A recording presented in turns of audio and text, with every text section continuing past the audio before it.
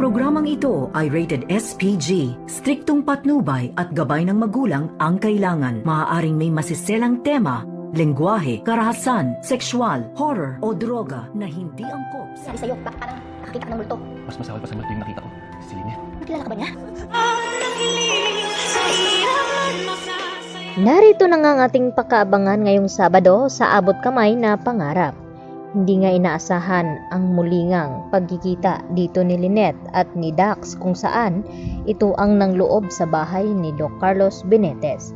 Dahil sa sinamahan nga ni Lynette itong si Josa na dalawin ang puntod ni Cromwell.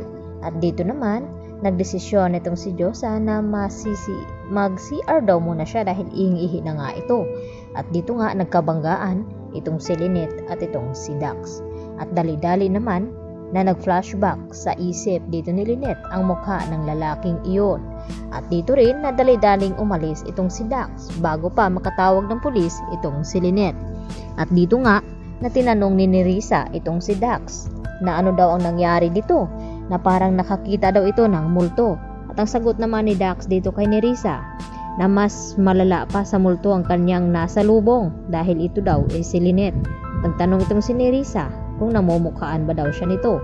At ang sagot naman dito ni Dax na parang namumukhaan daw siya dahil sa reaksyon nga dito ni Lynette. At maya-maya nga dumating itong si RJ. At dahil sa takot ni Lynette ay bigla naman siyang napayakap dito kay RJ. Samantala, binigyan naman ng bulaklak itong si Giselle, itong si Justin, at winelcome siya dito sa bago niyang opisina. Subalit ay tila hindi nagustuhan ni Justin ang ibinigay na bulaklak at tinapon niya ito.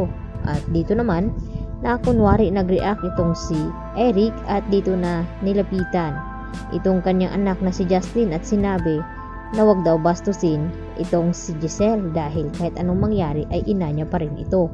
At ipinagtataka naman ito dito ni Justin na kung bakit parang kumakampi na itong si Eric dito kay Giselle. At yun na nga, hindi niya maintindihan ang kanyang ama.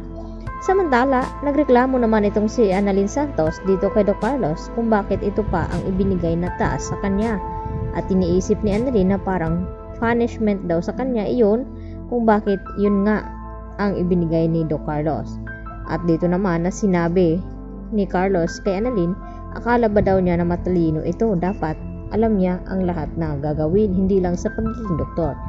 At dito naman na malakas na sinabi at matapang na sinabi ni Annalyn na challenge accepted at gagawin niya ang lahat. At tila nagiging maayos naman dahil sa nagkasundo itong si Aling Pokwang at ito nga si Annalyn. At dito nga narinig ni Aling Pokwang na may kausap sa cellphone itong si Annalyn at nalungkot nga ito tungkol nga sa kanyang lolo Pepe. At dito nag-uusap ang dalawa kung ano din ang mga pinagdaanan dito ni Aling Pokwang at nagkaintindihan nga ito.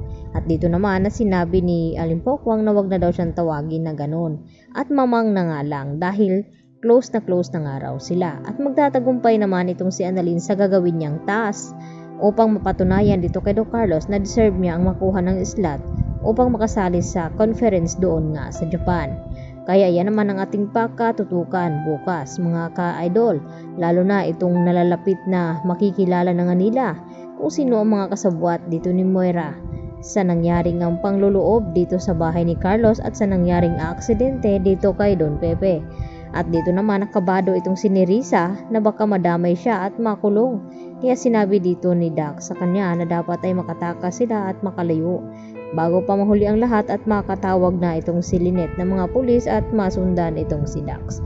Yan po aking karagdagan latest update at marami pong salamat sa inyong pananatiling panonood dito sa aking munting channel.